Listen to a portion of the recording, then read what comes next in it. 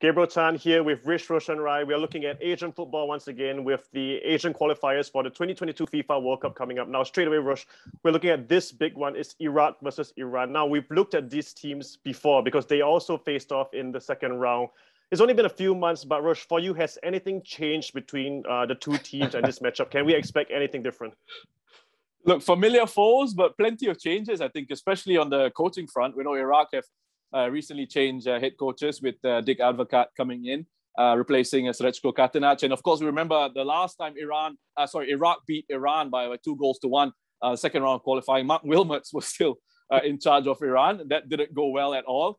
But they've turned things around on this Scottish. So it's going to be fascinating to see for me what kind of approach they have coming into this game. You know, we saw with Iran against Syria, for example, missing a few players, especially Sada Azmoun missed out through suspension, which is a huge deal for them. You know, I think he's a player with immense quality in those forward areas. And him and Taremi up front, you know, we're talking about two players who are not just one of Asia's best, but perhaps even Europe's best, or even one of the world's best strikers around. You know, they're doing the business for Porto and Zenit St. Petersburg. Yep. So, you know, it'll be fascinating to see for me those two starting up front. They got a really good understanding in those forward positions, and then what sort of structure Iran take going into this game. Because I think with Azmoun missing out against Syria, they went with that lone man up front in Taremi. Then they had Kudus sitting in behind him in that number 10 position. Golizadeh down the right hand side cutting in. Jahan Baksh down the left, cutting in as well. So, you know, do they go back? Do they stick with that, with Taremi just dropping off Azmoun a little bit? Do they go with a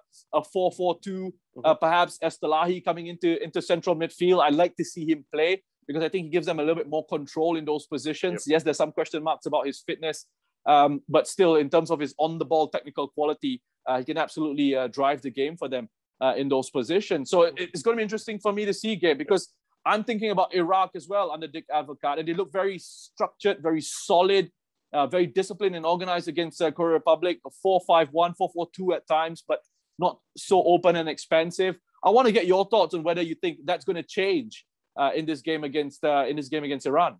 Yep. I don't think it will change for this game. I think, unfortunately, for Iraq, their first two games are probably the two toughest they could have been dealt in this third round. So it might not change. I think that rivalry of Iran always, you know, means fans are going to expect a little more, and whether or not that means having to show a bit more attacking intent, that remains to be seen. We'll find it out, I guess, when the game kicks off. But overall, I think they have this defensive structure down pat. I think we're getting used to seeing them play with that, you know, that 3-man that becomes a 5-man defense for a few years now. Yes, they can change to a 4 as well, depending on the situation. But, you know, it is a very steady team. I wouldn't change it for the sake of changing it. And, you know, I think we will have to wait a while to see how good offensively this Iraq team can be, because there is talent there. You know, you look at Muhammad Ali straight away, you know, that's one of the brightest Asian talents out there at the moment. So, you know, I think it will be a bit of an edgy encounter against Iran. But, you know, Roshan, you mentioned a few of those Iranian names there. And I think, you know, do you see anything other than an Iran win? You know, Jahan Baksh is, you know, rediscovering his form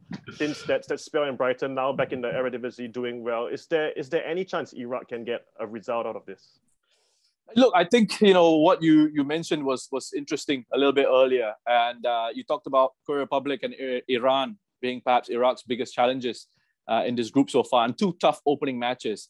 I think it's going to be crucial that these sides, at the very least, you talk about getting a result, and getting a point is a result. And I think it'll be a good result. It'll be a good result for Iran, and it will keep Iraq alive as well. You know, it doesn't sort of set them back too much when you think of the points gap between themselves and Iran, which could potentially be 5 points if Iran end up picking another 3 points here in this game. So I think, you know, seeing out and making sure they don't lose this encounter, both these sides, could potentially lead to a bit of a cagey encounter, Gabe. And I mean, to be fair, aside from that Asian Cup match, which went 3-3 and it went into a brilliant penalty shootout back in 2015 in Australia, games between these two teams over recent history haven't been too open, or haven't had too many goals in there. It could get gritty. It could get, you know, feisty in certain situations. I am tempted to go with a draw in this one. I think a 1-1 draw for me, Gabe. What about you? What's your heart telling you? The heart's telling me Iran will probably still be too good, but you're right. I don't expect a lot of goals despite the amount of attacking talent on show. I think it's going to be quite similar to what we've seen in recent matches. I think a 1-0 win for Iran, but I always like to go with the experts' prediction, so I'm secretly going to be looking out for that 1-0 draw.